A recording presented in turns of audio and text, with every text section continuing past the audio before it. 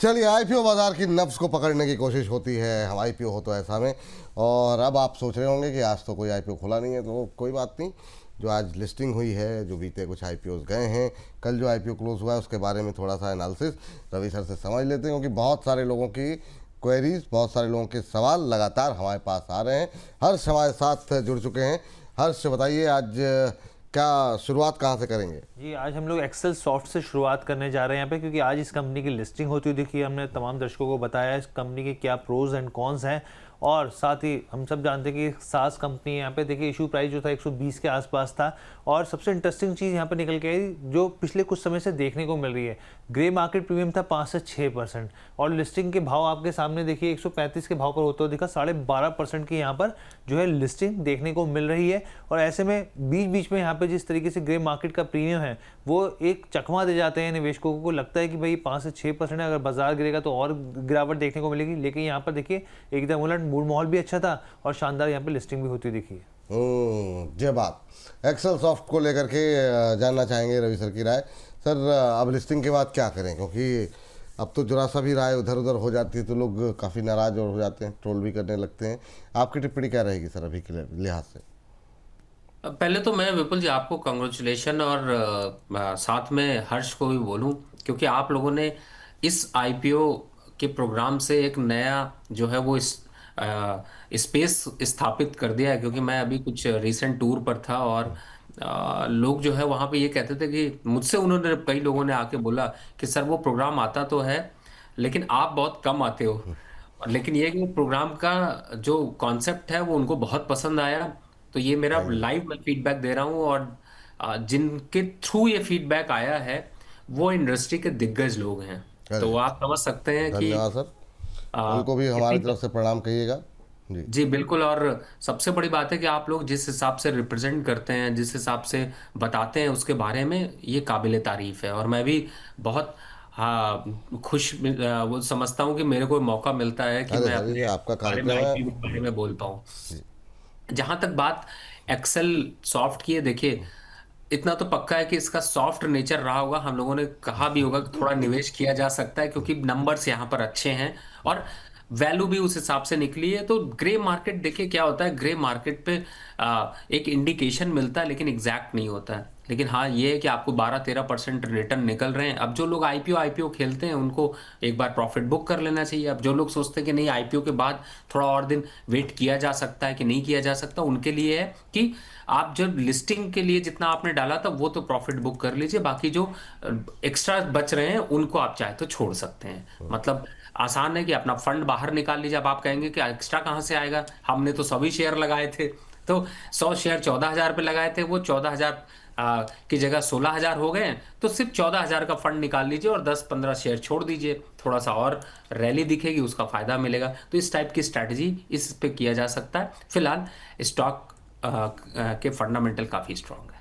तो अभी क्या करें सर, मतलब जो लोग अभी जो लेना चाह रहे हैं, जिनको आईपीओ में नहीं मिला, बहुत सारे ऐसे भी लोग होते हैं, वो सेकेंडरी मार्केट में उतरें या थोड़ा वेट करें, कुछ दिन का सेटल होने दें प्राइसेस को, या फिर क्या टिप्पणी रहेगी आपकी?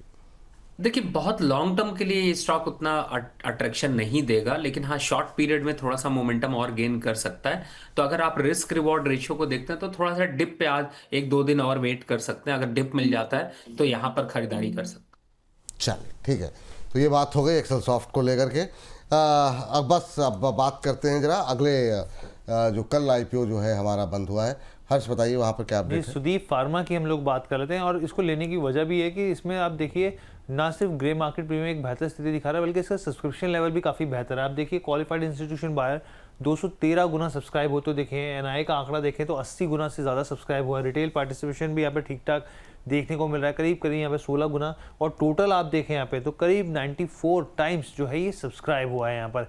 और हम लोग लगातार कंपनियों के फंडामेंटल्स पे बात करते रहते हैं, तो एक बार बताते हैं, फिर ग्रे मार्केट प्रीमियम पे भी आएंगे। तो देखिए सबसे पहले मार्केट की अगर इसकी बात करें इस आईपीओ की, तो मार्केट लीडर है ये कंपनी, और हमने बताया था फार्मास्यूटिकल से लेकर फूड, न्यूट्रिशन और स्पेशलिटी तमाम तरह की चीज़ों से जुड़ा हुआ है कंपनी। 100 से ज़्यादा प्रोडक्ट्स हैं, तो बहुत ज़्यादा डाइवर्सिफिकेशन है इसके प्रोडक्ट्स में। दूसरा, long standing global customer base, customer के जो बेस है इनका बहुत ही शानदार है। यहाँ पर 1100 से ज़्यादा ग्राहक हैं, जिसमें जो 40 हैं वो ब्लू चिप हैं। उसके अलावा जो 14 हैं जो फॉर्च्यून 500 की लिस्ट में शुमार होते हैं। यहाँ पे अरविंदो फार्मा से लेके फाइजर और इसके अलावा मर्क जैसी तमाम कंपनियां यहाँ पे शामिल है। और तीसरा पॉइंट है वेल इक्विप्ड मैन्युफैक्चरिंग फैसिलिटीज़ है कंपनी की, ना सिर्फ भारत में बल्कि अगर आप देखें तो आयरलैंड में भी प्लांट्स हैं कंपनी के। और इसके अलावा 35 ग्लोबल सर्टिफिकेशन, जो बड़े बड़े नाम हैं यहाँ पे WHO से लेकर USFDA और भी कई बड़े नाम शामिल हो जाते हैं। लेकिन अगर स्ट्रेंथ के अलावा यहाँ पर रिस्क या वीकनेस की बात करें तो जो कंसंट्रेशन है, पहले भी हमने बताया जो टॉप 10 कस्टमर्स के हिसाब से अगर आप देखें यहाँ पर तो करीब 42% का रेवेन्यू है। तो ये एक चीज़ है जो साफ तौर पे कंसर्न दिखाता है। यहाँ पे डिपेंडेंस जो है यहाँ पर जो दूसरा पॉइंट है वो सेगमेंट के हिसाब से ज़्यादा, यानी कि अगर आप देखिए फार्मा और न्यूट्रिशन की बात करें तो 66% जो है यहाँ पर एक डिपेंडेंस, हैवी डिपेंडेंस जो है साफ तौर पे दिखती है। उसके अलावा high exposure to the export market, क्योंकि कंपनी की कमाई जो है अगर आप यहाँ पे देखें तो एक्सपोर्ट के जरिए होती है और उसका जो हिस्सा है वो 58% है। और जिस तरीके से अमेरिका के हम लोग देखते हैं नियमों में बदलाव जहाँ पे डोनाल्ड ट्रम्प की तरफ से, तो वो एक बड़ा कंसर्न होता है। जियोपॉलिटिकल इश्यूज जो है वो एक कंसर्न हो जाता है। अब ग्रे मार्केट प्रीमियम की बात कर लेते हैं यहाँ पर, तो आप ये देखिए 97 रुपीज़ के आसपास जो प्रति शेयर के भाव के हिसाब से देखने को मिल रहा है। करीब 16.5% के आसपास लिस्टिंग की संभावना 690 के भाव पर। चलिए, ये बात है सुदीप फार्मा अच्छा इंटरेस्ट जगह है सर अब, लेकिन अब तो संभावनाएं नहीं है, IPO बंद हो चुका है। एक्सपेक्टेशन क्या है आपकी, जिन लोगों को भी अलॉटमेंट हो उन्हें क्या करना चाहिए लिस्टिंग के लिए? देखिए, दो चीजें हैं। एक तो जिस हिसाब से फंडामेंटल है, 900 करोड़ के रेवेन्यू पे 31-32 करोड़ का प्रॉफिट, कंटिन्यू कांस्टेंट प्रॉफिट निकालना, प्रोडक्ट डिलीवरी स्ट्रांग रखना, स्ट्रीम स्ट्रांग कस्टमर के हिसाब से, तो मुझे ऐसा लगता है कि लॉन्ग टर्म के हिसाब से इस स्टॉक में थोड़ा अट्रैक्शन हो सकता है और 750 से 800 तक के आंकड़े बड़ी आसानी से अचीव होते हुए नजर आ सकते हैं। लिस्टिंग में भी बेनिफिट मिलेगा, तो मुझे लगता है ये एक ऐसा स्टॉक है जिसे थोड़ा लॉन्ग टर्म के लिए फोकस किया जा सकता है। वैसे भी बहुत से जो अगर पीयर वैल्यू में भी कंपैरिजन करें तो थोड़ा सा अंडर वैल्यूड लगता है।